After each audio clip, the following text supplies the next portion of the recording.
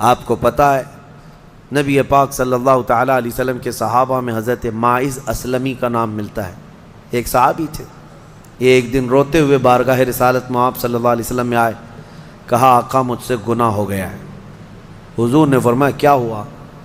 کہا کہ میں بتا نہیں سکتا۔ حضور نے پھر پوچھا بتاؤ تو صحیح کیا ہوا ہے؟ کہا بولتا ہوں تو منہ کو کلیجہ آ جاتا ہے، کلیجہ منہ کو آ جائے اس طرح کی چیز ہے میں نہیں کہہ سکتا۔ حضور نے فرمایا بتاؤ ماعز تمہارے لیے ہم ذریعے حل تلاش کر کے بتا دیں؟ انہوں نے کہا یا رسول اللہ مجھ سے زنا ہو گیا ہے۔ اتنا کہنا تھا نبی پاک صلی اللہ علیہ وسلم نے اپنا چہرہ پھیر لیا۔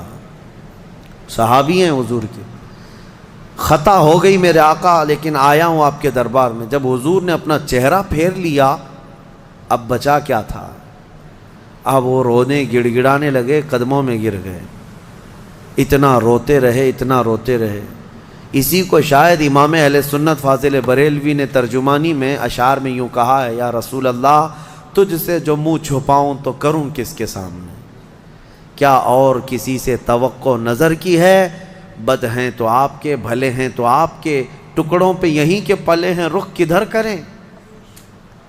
نبی پاک صلی اللہ تعالیٰ علیہ وسلم نے پھر ان کو اٹھایا اور پوچھا بتاؤ ہوش میں ہو، ہوش و حواس میں کہہ رہے ہو؟ حضور نے جب پوچھا کہا ہاں میں ہوش و حواس میں کہہ رہا ہوں۔ کہا تمہیں کوئی بیماری، کوئی غشی، کوئی نشہ تو نہیں؟ کہا نہیں میں ہوش و حواس میں کہہ رہا ہوں۔ 3 مرتبہ جب پوچھا تو انہوں نے اقرار کیا۔ صحابہ سے میرے آقا نے فرمایا دیکھو ماعز اقراری مجرم ہے، اسلام میں سزا ہے، یہ شادی شدہ ہے، لے جاؤ اس کو سنسار کر دو، سنسار کرو۔ خود میرے آقا صلی اللہ علیہ وسلم سزا میں تو نہیں گئے، صحابہ کے حوالے کر دیا۔ اب وہ مدینے میں ایک پہاڑی ہے جبل انم، وہاں پر لے جایا گیا اور پہاڑ کے اوپر سے ماعز اسلمی کو ڈھکیل دیا گیا۔ وہ لڑکتے ہوئے نیچے آئے، تھوڑا سا بہت اونچی پہاڑی نہیں ہے، وہ چھوٹی پہاڑی ہے۔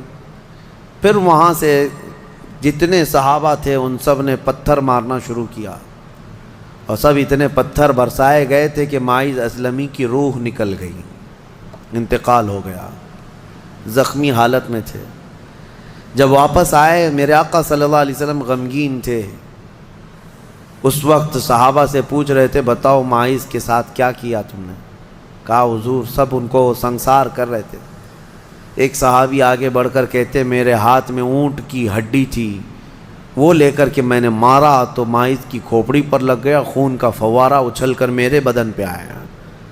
میں نے یہ کہا یہ کس پاپی کا خون لگ گیا، یہ کس خطاکار کا خون لگ گیا؟ میں کپڑے جھاڑ کر کے باہر آ رہا، میرے آقا صلی اللہ تعالیٰ علیہ وسلم کو بڑا غم ہوا، کھڑے ہو گئے، کہا یہ جملہ مت کہو، ماعز نے موت سے پہلے سچی توبہ کر لی۔ سزا تو دینی ہی تھی، اسلامی حکومت ہے تو سزا دی جائے گی، صرف توبہ کافی نہیں ہے۔ توبہ کر لی لیکن اب اس کے لیے برا جملہ مت کہو۔ میرے آقا نے فرمایا اللہ تعالیٰ نے ماعز کی سچی توبہ کی وجہ سے جبرائیل کو بھیجا اور یہ فرمایا یا رسول اللہ آپ کے غلام نے ایسی توبہ کی ہے کہ اس کی توبہ کے عوض اللہ نے پورے مدینے والوں کی گناہ معاف فرمایا، سب کی توبہ کے برابر فرما دیا۔ میرے عزیزو سزا تو دی گئی۔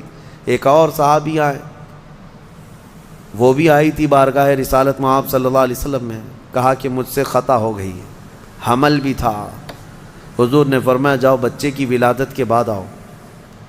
بچہ پیدا ہو گیا، وہ بچہ کو 1 دن 2 دن کا بچہ تھا، وہ لے کر کے حاضر ہو گئی، کہا مجھے پاک کر دیجئے، مجھے پاک کر دیجئے۔ ان صحابہ کو یہ ڈر تھا کہ قیامت کی سزا بہت سخت ہے، دنیا ہی میں لے لو بہتر ہے، بہت عظیم ہے سزا جو قیامت کے متعلق فرمایا گیا۔ وہاں تو ہلکی سزا یہ ہے زنا پر کہ فرشتے لوہے کی سلاخ جو ہوتے ہیں وہ گرما کر کے ان کی شرمگاہوں پر مار رہے ہوں گے، اور ان کی شرمگاہوں سے جو پیپ نکل رہا ہوگا محشر کے دن، فرمایا کہ ان کی بدبو سے پورے محشر والے کانپ رہے ہوں گے۔ زانیوں کی جو ہلکی سزا ہے، پھر جہنم کی سزا کا تو کیا شمار ہی نہیں۔ لیکن یہ صحابیہ آئیں، کہا کہ حضور نے فرمایا بچہ ہونے کے بعد اور بچہ لے کر کے پھر آئی، حضور نے فرمایا ابھی تو پیدا ہوا بچہ، اس کا حق ہے، اس کو جاؤ دودھ پلا کے آؤ۔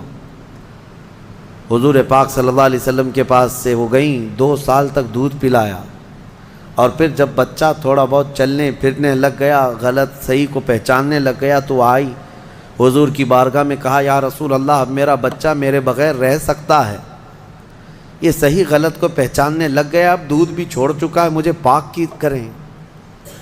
وہ کیسی خواتین تھیں اس وقت بھی، چاہتے تو بہانے بنا لیتے، میں نے کیا ہی نہیں، خود اقرار کر کے انہیں پاک ہونا ہے، اللہ کی بارگاہ میں یہ عیب اور یہ دھبا لے کر نہیں جانا چاہتا۔ پھر ان کے سنسار کا بھی حکم دیا گیا، اس خاتون پر بھی سنساری ہوئی، یہاں تک کہ ان کی موت واقع ہو گئی۔ میرے عزیز و اسلام میں بڑی عظیم سزائیں ہیں، صرف میں یہ دنیاوی سزا آپ کو سنا رہا ہوں، اس سے گیس کر سکتا ہے آدمی دنیا میں جو ہائیسٹ سزا ہے اسلام میں وہ زنا پر ہے، لیکن یہ بھی کہا گیا ہے کہ یہ صرف اور صرف 100 میں سے 99 حصہ بھی اس کا یہاں سزا نہیں دی جا رہی، باقی 99 درجے زیادہ حشر کے دن اس کی سزا ہے۔ اگر وہ توبہ کے بغیر مر گیا، اگر وہ پاک ہوئے بغیر مر گیا، اس سے 100 گنا 99 گنا زیادہ جو یہاں دنیا میں سزا دی جا رہی، اس کا 99 درجے زیادہ حشر کے دن وہ سزا پائے گا۔ اسی لیے وہ دن یاد کر کے ہی جان پگھل جاتی ہے، جسم تھر تھر کانپنے لگتا ہے، وہ قیامت کا منظر۔ اللہ کریم ہمیں ان تمام برے فواحشات سے محفوظ فرمائے۔